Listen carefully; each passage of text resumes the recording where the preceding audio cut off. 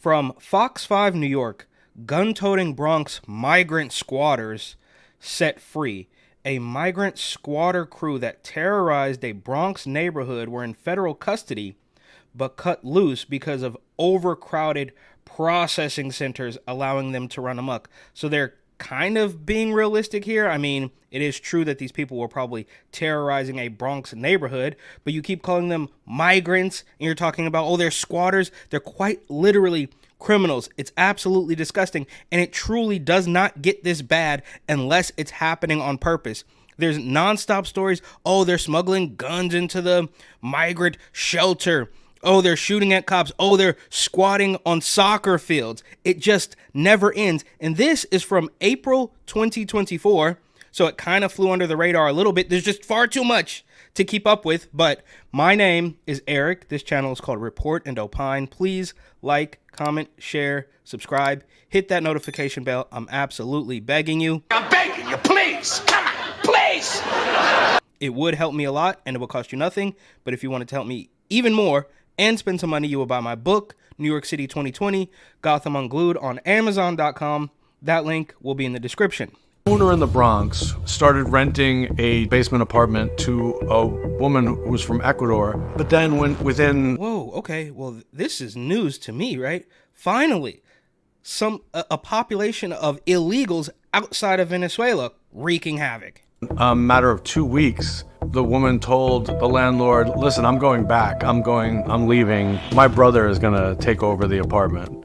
And he said, okay, can you please have your brother fill out the paperwork and include some IDs and send this all to me?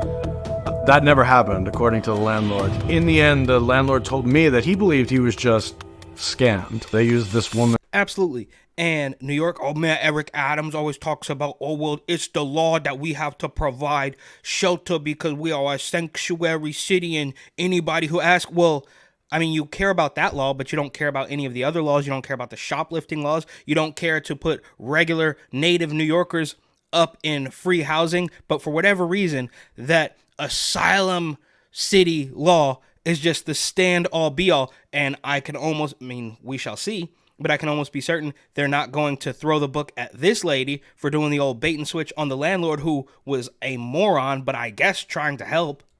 To get them in there, and once one of them was in there, it became like a clubhouse for 8 or 9 of the most dangerous people the landlord had ever been introduced to. They were selling ketamine, cocaine, marijuana, and handguns out of this basement. These migrants were gang members who had been arrested over and over and over again and were known to multiple agencies. In fact, 4 of them were detained in Texas on attempted murder charges. They were set for deportation, and they were re-released into America because of overcrowding in 2 processing centers down in Texas. The landlord, after the... So it was overcrowded processing centers. So the detention camps that you guys are talking about, oh, it's so evil and it's inhumane, but it was overcrowded, so you let them back into the country, which is terrible, especially for Texas. But they did send them to New York, so small victory. Migrants were living in this basement. They didn't pay any rent. He started realizing, I'm going to lose this house. So he would lock them out. They would break back in, and he would call the police. And when the police were there, he would be telling them what these guys are doing, and they would be standing there looking at him going like this. He's like telling the cops, look what they're doing. You know what? Everybody knows what this means. And the cops were all like, listen, we can't do anything. They're not doing anything right now, so we can't do anything. So the landlord was... Wait. They weren't paying rent, so you couldn't do anything about that? I realize in the legitimate realm of New York real estate, it is very difficult to evict somebody. But when you're talking about illegal squatters who haven't paid you a dime in rent, there's nothing you can do. It's one thing if you're a little hard up on cash and you're trying to come up with enough money to live in a luxury high rise, and it takes the landlord or the management company a year to get rid of somebody. But when you're talking about people who have quite literally already been arrested, detained, or whatever, haven't paid you a cent, and the cops just say, well, there's nothing we can do about it. Was terrified because he knew he was at their mercy.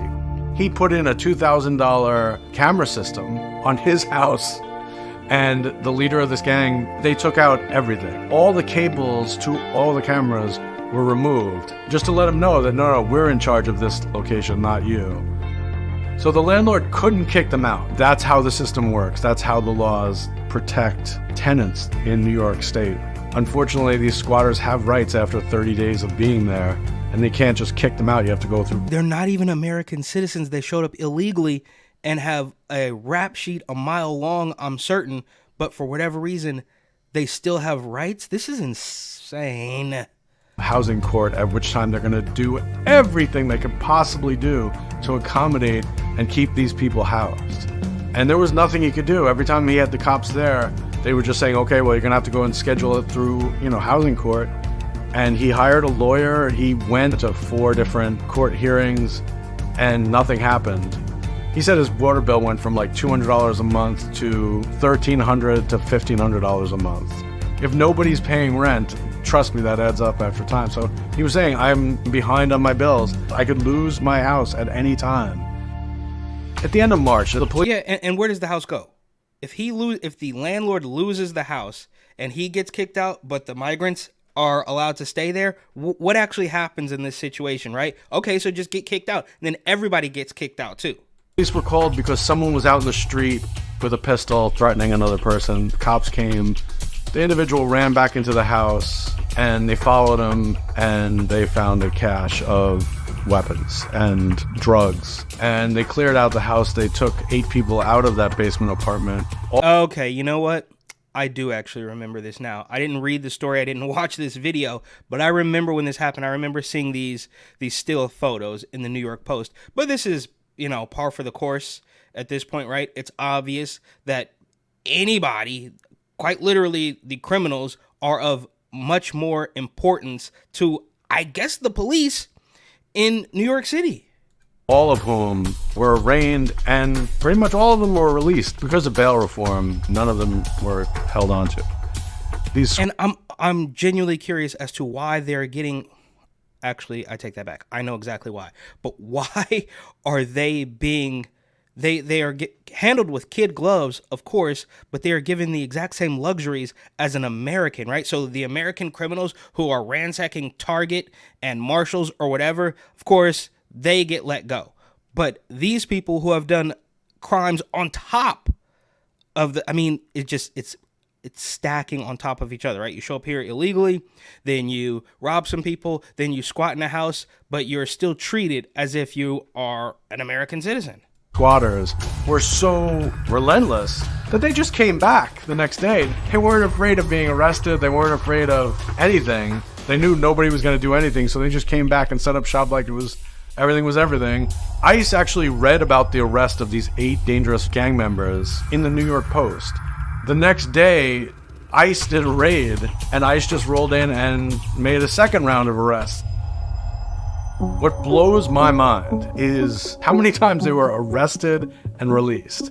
How long this went on for. I mean, it starts over a year ago.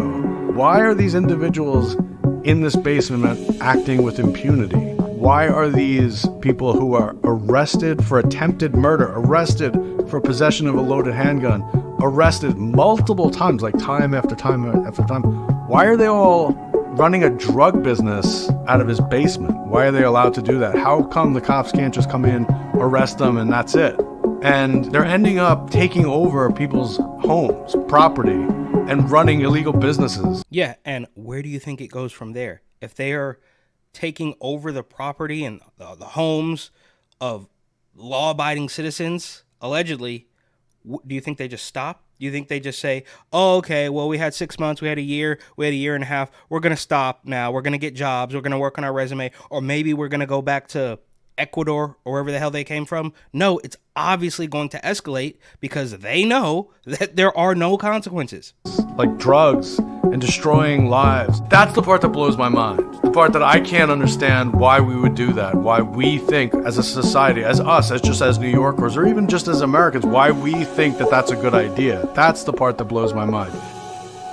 Well, it's obviously not a good idea.